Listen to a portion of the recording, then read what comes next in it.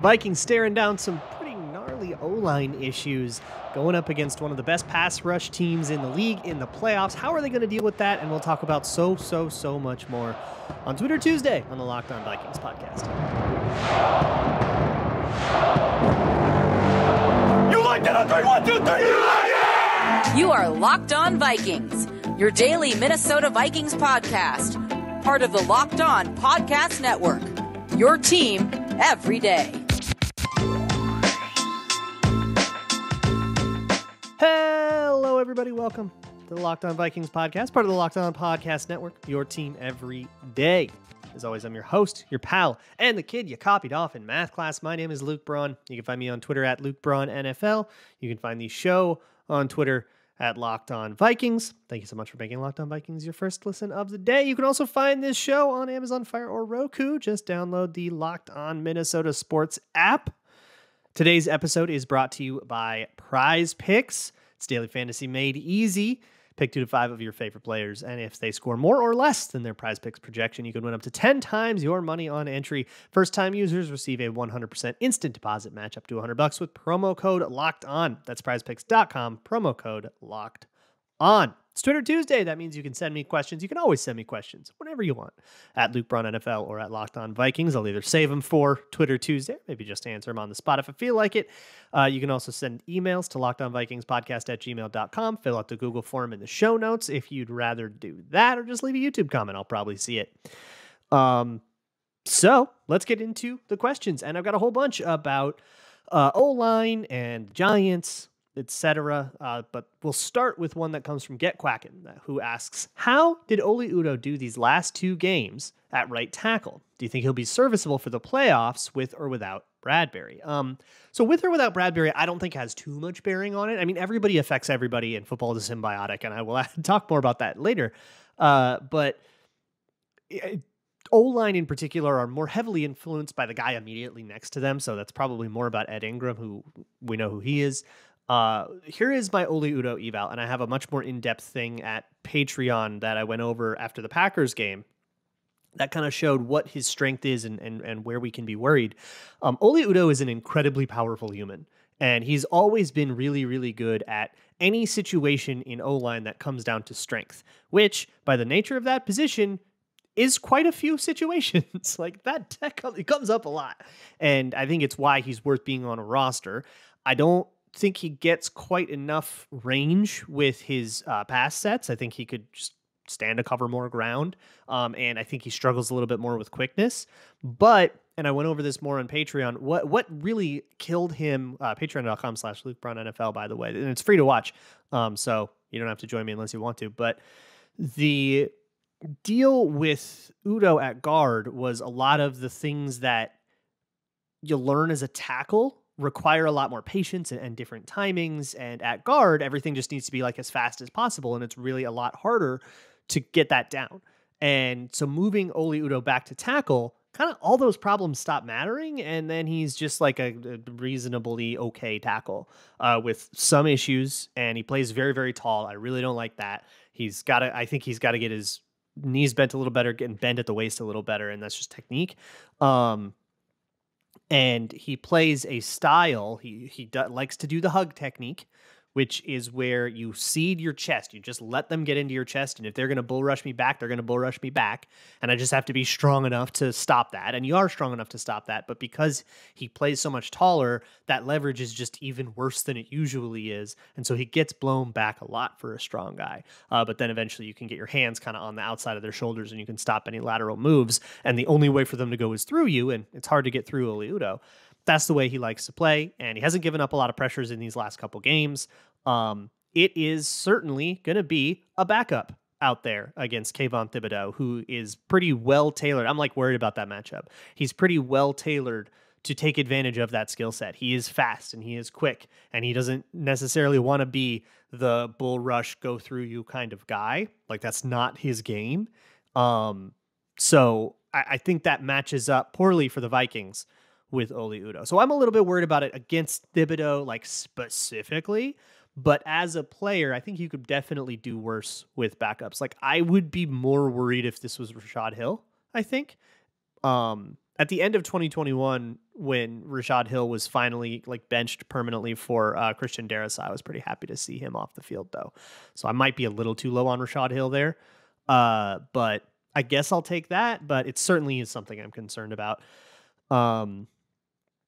That brings me to one from Waka Waka, who says, how will the Giants change up their blitzing and how can the Vikings counter it? So Wink Martindale is a famous blitzer. He is like blitz all the time. They just live blitzing, and they will man cover and they'll let you get whatever matchup they want. And they're essentially banking on the fact that they will get to the quarterback enough times to screw up your offense, and that they're just going to keep trying it. And eventually they're going to get you behind the chains.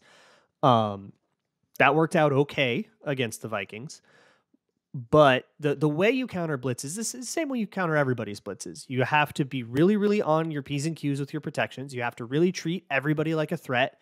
Every safety that's even remotely close to the box, every linebacker, everybody off the ball has to be treated like a threat, and you call protections that way. And if they're simming, they're simming. You got to just be ready for that. Keep the running back in protection a lot. Keep the tight end in protection a lot, and get really good at throwing hot. When you've got an outlet that's there and they've got an unblocked player, get really good at getting the ball out over that unblocked player and into the outlet. And then suddenly those turn into opportunities like having Dalvin Cook in space or Justin Jefferson in space. That can be really valuable. That's the way you got to counter blitzes. The Vikings have been up and down in that regard this year, and that's how they have to do it. But I am concerned that even if the Giants never blitzed, I'd still be concerned about the pass protection because they got Dexter Lawrence. They have Kayvon Thibodeau. Like, they have dudes. And when you have dudes that you have to worry about that you're not comfortable putting one-on-one, and you add the blitz stuff, there's going to be pressure in this game. And so the Vikings are going to have to come in with a game plan with enough quick game in it that can sort of punish those sorts of looks. And hopefully those have good enough after catch opportunities that they can still turn into explosives, and you don't just turn into like the 2016 Vikings that would complete passes for 2 yards and punt all the time. James Kunow asks, it feels like the performances of each individual player on defense have been pretty good this season. Pat Pete and Shelley have been legitimately good. Z and Hunter have been productive. Interior D-line has been feasting. And yet Ross stats and public consensus presents the Vikings D as this massive liability. What causes this discrepancy? Yeah, so part of it is just bozo stuff. Like, we're pretty happy with somebody. Well, I don't know. How happy are we with a guy like Cam Bynum, right? If he busts a coverage, or we're pretty happy with Patrick Peterson, but what if he busts a coverage, right? Or if he gets, smoked down the field like he did in the first play of the season to Christian Watson, and that's happened a bunch this year. So we can still be happy with Patrick Peterson on the whole while still acknowledging like, well, stuff does go wrong and it does lead to explosive plays.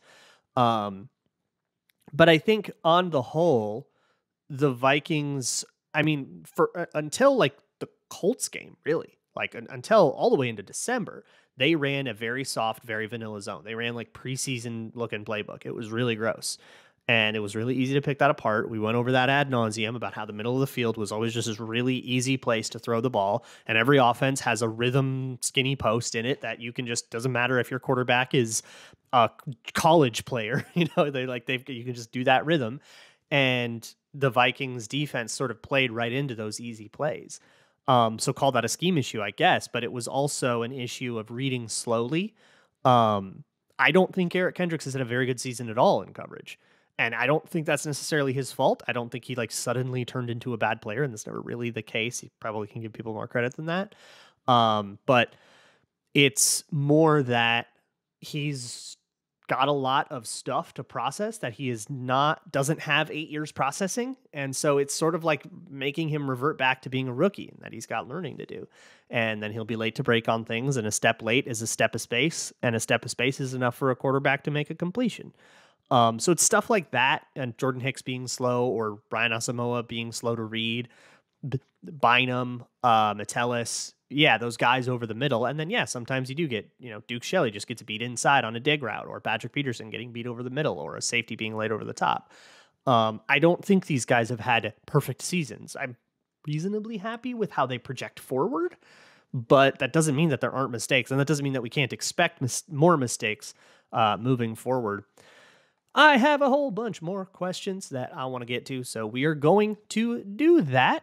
But before we do that, let me talk to you a little more about daily fantasy. I hate daily fantasy the way it usually happens. I don't like playing the full roster, get into a pool with 100,000 people. Let me just get like my one take, right? Like I think Saquon Barkley will do this. He'll get this many yards. And I think it's that many, and let me just find a projection I can go more than or less than. That is exactly what Prize Picks is. And you can string a bunch of those together. It's super easy. You can win up to 10 times your money if you are right. And it's not just football. They've got NBA, NHL, golf, disc golf if you're into it. I mean, you can get into some really wacky cricket, like totally weird stuff. And you can make your entries in 60 seconds or less. So just download the Prize Picks app or go to prizepicks.com to sign up and play daily fantasy sports. First-time users can receive a 100% instant deposit match up to $100 with promo code LOCKEDON. If you deposit $100, Prize Picks will give you $100. Deposit 50, get 50. Don't forget to enter promo code LOCKEDON and sign up for an instant deposit match up to $100. Also, it is the new year. The year has turned over, and that means it is time to start thinking about your taxes. That is never fun. And I, probably like a lot of you, all right, look in the mirror, be honest with yourself. You're going to procrastinate this. You're going to put it off. It's going to be a problem. But TurboTax is here, so you don't have to do that. In fact, you barely have to lift a finger. You just have to sit there on a video call to possibly answer questions while a TurboTax expert will do your taxes from start to finish and ensure that your taxes are done right. So you can just sit back, relax, and watch them do their thing. Come to TurboTax and maybe don't do your taxes. Visit TurboTax.com to learn more. Intuit TurboTax. Full service products only. A video meeting while the expert does your taxes is required. See guarantee details at TurboTax.com/guarantees. Thanks again for making Locked On Vikings your first listen of the day. For your second listen, check out Locked On NFL with me and Ross Jackson. We talked about Black Monday, Cliff Kingsbury, a little bit of stuff about Lovie Smith and the Texans, best destinations and all that stuff. So if you're interested in the head coach hiring cycle, if you had just so much fun with the Vikings being in it last year that you want to get a little more, come check me out with Ross over on Locked On NFL. Let's move on with this Twitter Tuesday mailbag. Next one comes from Purple Drank, who says, with the playoffs coming up, do you think O'Connell and Donatell unveil some fancy creative play calls and designs that are new and haven't been scouted by other teams? Or do you think they stick to their regular season play calls and just enforce high-level execution of their normal stuff? Obviously not saying go Andy Reid style, but just some new and innovative stuff that people haven't seen. So I think every team has stuff. And I'm not talking, not Andy Reid ring around the road. I'm not talking about trick plays, although I'm sure that there's something in there if they see an opportunity. But I'm talking about little subversions of things, little plays that are supposed to look like something they've called all year, but actually, turn back and do something else. A great example would be the TJ Hawkinson touchdown in the last game against the Giants. The big wide open one was a throwback play that's meant to look like something they have run in the red zone a million times, but one of the players turns around. And goes the other way. They've got all those kinds of subversions. They have called some this year, and I think you could probably get away, even though it can be quote unquote scouted. You can just do it again because you're still gonna play into, like, if there's play A and you run it a million times, and then play B is very close to play A, but it's like a subversion on it, you're still probably going to prepare for play A. So you can still get away with the subversion quite a bit until they start playing both. But once they start playing both, then play A will get that much more effective. And that's the way you really want to do those things. So I'm sure that they have some kind of plan for how to force the defense into that kind of Sophie's choice. Defensively, it's a little different. I'm sure they've got pressure packages that they haven't unveiled yet. And I bet every team, in a show of grand optimism, even the teams that have absolutely no chance to go anywhere, the Texans of sorts, I'm sure they all have stuff that they were saving for the playoffs. I think we kind of saw it with the Lions. I think the Lions had stuff that they were saving for the playoffs, and they just unloaded the clip in for the fourth quarter against the Packers. Well, all kinds of crazy, that weird hook and lateral thing that I think they called a flea flicker in that game to Jamison Williams. They had all kinds of wacky, gnarly stuff that they were just like, well, we have it prepared. Screw you, Packers.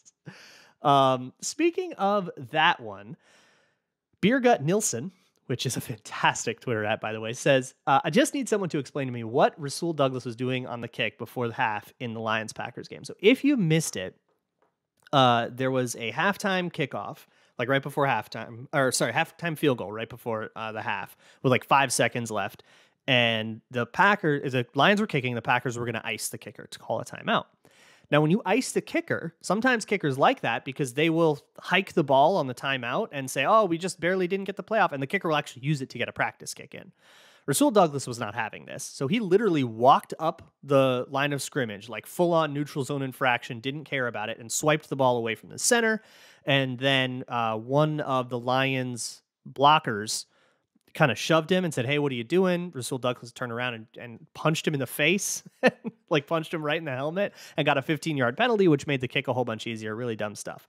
That is what Rasul Douglas says that he was doing. It looked absolutely bizarre and super blatant, but he must have had the communication knowing the Packers were going to call that timeout and going, nah, you don't get a practice kick. That's what he was trying to do.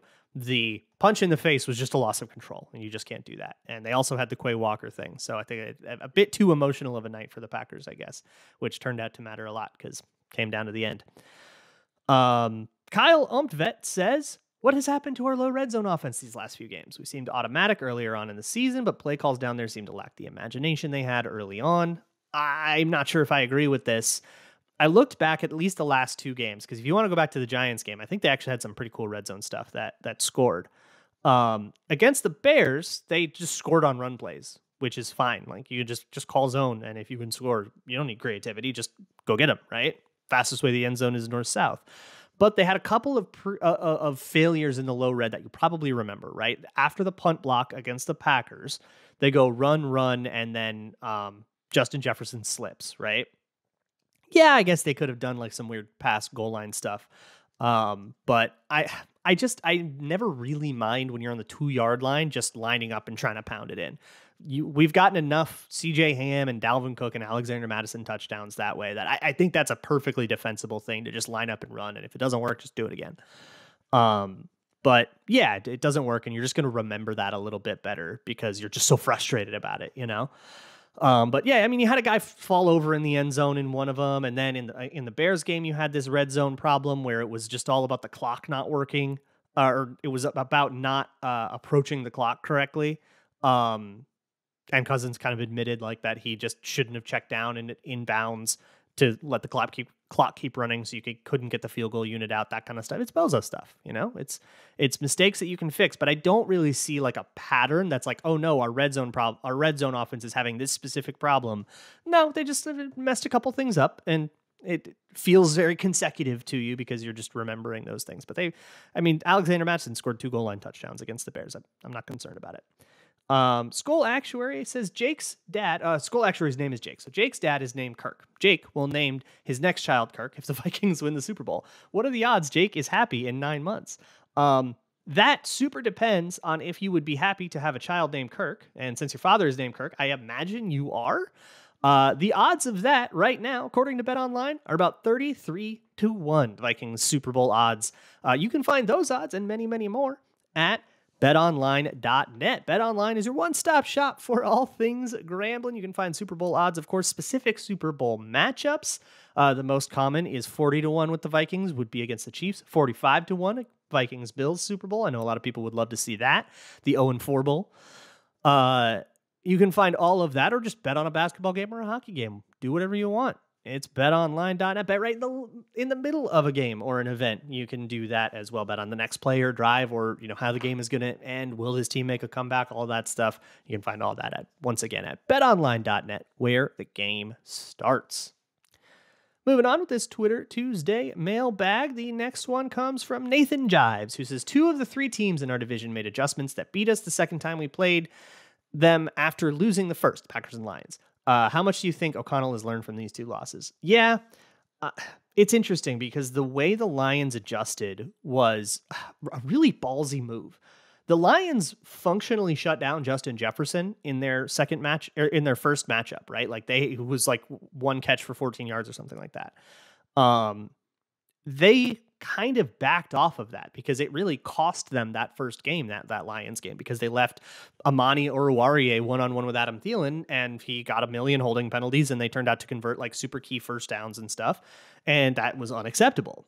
In the second matchup, they played it a little bit more straight up. They said, Justin Jefferson, you're going to get 100 yards, and we're just going to kind of beat you anyways, and that worked a lot better. And then the Packers adjustment was kind of the opposite, where they didn't really pay. They kind of let the Vikings throw on them in single high all day and in soft zones, and they just busted a million coverages. Like, they just screwed up a bunch of stuff in that first game. And then in the second game, they came essentially employing the Justin Jefferson plan that the Lions did week 3 that worked on Justin Jefferson but lost them the game. And the Packers just did it, but did a better job man covering without committing holding penalties, and it really shut down Jefferson and the rest of the Vikings offense. Plus, you had all the slip sliding and stuff and all these other things. But a lot of that was being in a half look, putting a safety over the top of Jair Alexander so that he can jam with impunity. And then he's a really good jammer at the line. So he kind of got the best of Jefferson.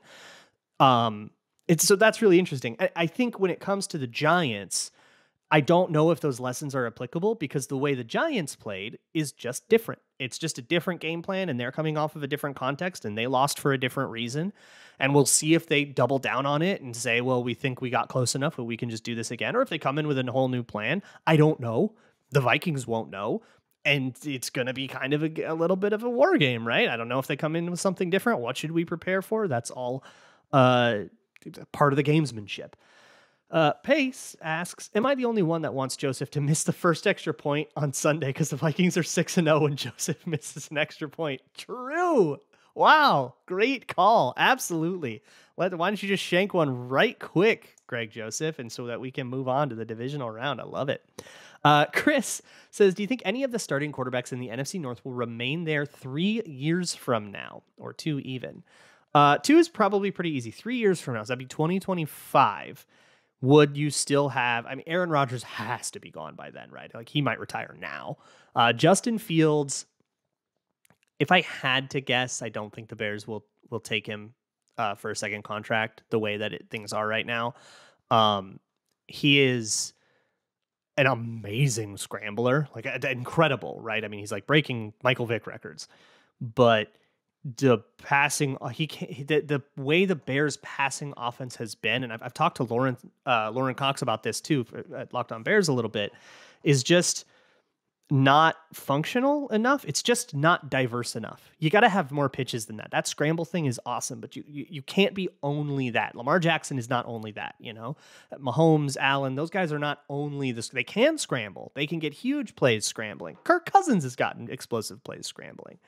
But you can't be only that. Michael Vick wasn't only that either. Eventually, you're just going to take too many hits, which we've already seen.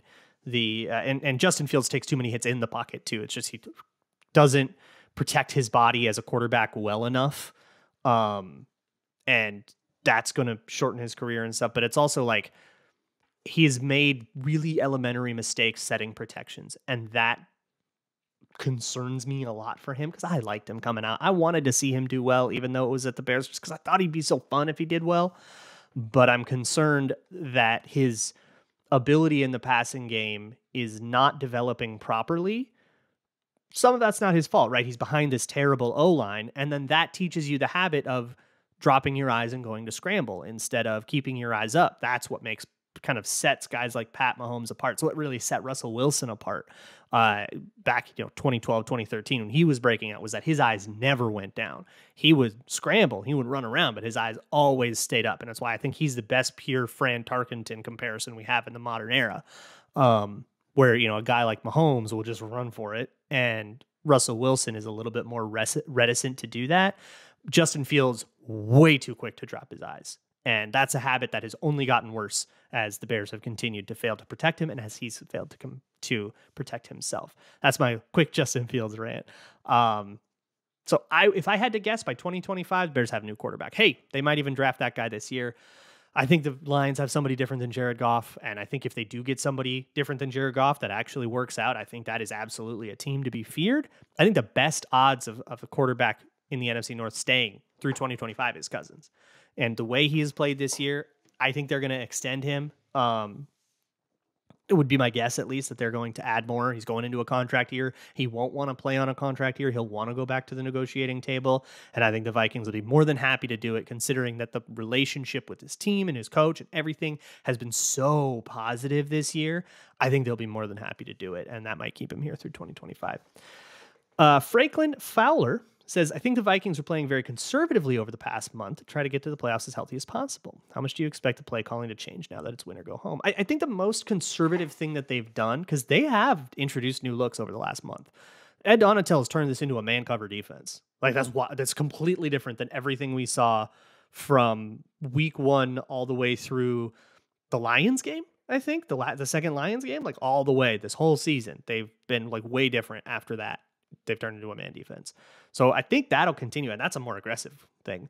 But you're probably talking more about like personnel stuff. That's been conservative. They've been really conservative with, Harrison Smith got a little sore knee. We're going to sit him. Obviously, guys, you're not going to see as much like, you might see Asamoah just because he's earned it, but you're not going to see like the Esezi Odomewos. You're not going to see as much like Patrick Jones over Zadarius Smith, that kind of thing. The starters are going to play a lot more. The old guys are going to play a lot more. They'll be done with that. So I think that will be a little bit different. And then we're going to wrap this out with a couple questions from the Mad. First one is, if you could bring back one player in his prime for the playoffs, who would it be? Asked this on Reddit of all places. I haven't got a question on Reddit yet, but all right, you found me. For these playoffs, I would probably want to bring back this is going to go over weird just because of the way the last year went. Matt Burke. Give me a healthy center that is just a stalwart that is, locked down for a long time. I would also be partial. I mean, you can't go wrong if you just say like Randy Moss. Like, no offense is not going to be improved by Randy Moss, right? So, yeah, Randy Moss would absolutely be one. Or you could just say, screw it, bring me, prime Fran Tarkenton as the better prime, Dante Culpepper, right? Who was just the amalgamation of every good thing any Vikings quarterback had ever been, and he just couldn't stay healthy. But if you get prime Dante Culpepper, you don't have to worry about the healthy thing, right? You get 2004 MVP candidate Dante Culpepper. Yeah, give me that. Sure, absolutely. But if I'm trying to fit it within, like most efficiently fit it within what the Vikings have in need, I'm worried about Bradbury's health. Bring me a center. And I don't want a small center, right? We don't want to do that ever again because small, undersized walkbacks. So sorry, Mick Tingelhoff. I think John Sullivan was a little smarter, but correct me if I'm wrong. I don't remember it very well. But I know Matt Burke was very solid and very had a lot to do with those Adrian Peterson seasons. So give me Matt Burke. Give it a job that he might be good at. Also, I think the same guy, he also goes by the Mad, but it was on Twitter, says, the NFL hires you and pays you an obscene amount of money to fill the role of chief rigger. Your job description is to deploy your office's vast resources and influence to rig the outcome of games and entire seasons. How do you go about this exciting new task? Okay, so I assume the idea too is not to get caught, right? So I want to find the sneakiest way to rig games. First off, if you want to see which games are going to get rigged, look at where the Vegas money went. If, for example, a lot of money is on the Giants to cover -3, expect the Vikings to get bad ref calls. I don't know where my tinfoil hat is, but that's not to actually be taken seriously. I'm not accusing anybody of impropriety, but just watch. I think the way that I would do it, probably via the referees, right? Because there's so many judgment calls that are just like really close, and you just say, all right, just like find your spot, right? Find your spot to use the imprecision of spotting the ball to your advantage. Just give them a half yard, here and there, and make sure you're really discreet about it. The other thing I could probably do, because I can't make this too big of an operation, because too big of an operation, it's eventually going to leak. Somebody is friends with a journalist more than they are loyal to money, right? Like somebody is in a big enough operation. So I have to keep it very small and very discreet and really target it. So I'm going to find people who have reputations for dropping the football. The Christian Watsons, the Robbie Andersons, TJ Hawkinson on the Vikings has a drops issue historically. And I will say, I will double your signing bonus or something, right? I'll give you money under the table. You can't know about it. Your agent can't know about it if you specifically drop a pass in a key moment and influence the outcome of the game. That is, I think I would target, like drop-prone pass catchers, because then nobody will really think twice when they do drop the ball. And I would target referees, because referees do awful stuff all the time, and more awful calls. You're going to get a lot of complaints about it, but anybody who says the NFL is rigged because of ref calls is usually not met with that much serious consideration. I think that is what I would do. But I am curious to hear your thoughts. So if you're watching on YouTube, leave a YouTube comment. Tell me how you would rig the NFL, or just send it to me on Twitter, or ask me questions. Do whatever you want. We'll be talking about this Giants game for the whole week. All right. I do not need to go over an entire week recapping a meaningless-ish game that the starters only played half of. It's playoff time. So we're talking about the Giants, and we will get real deep into it over the course of the rest of the week. And I am excited for it, and I will see you all then. And as always, Skull.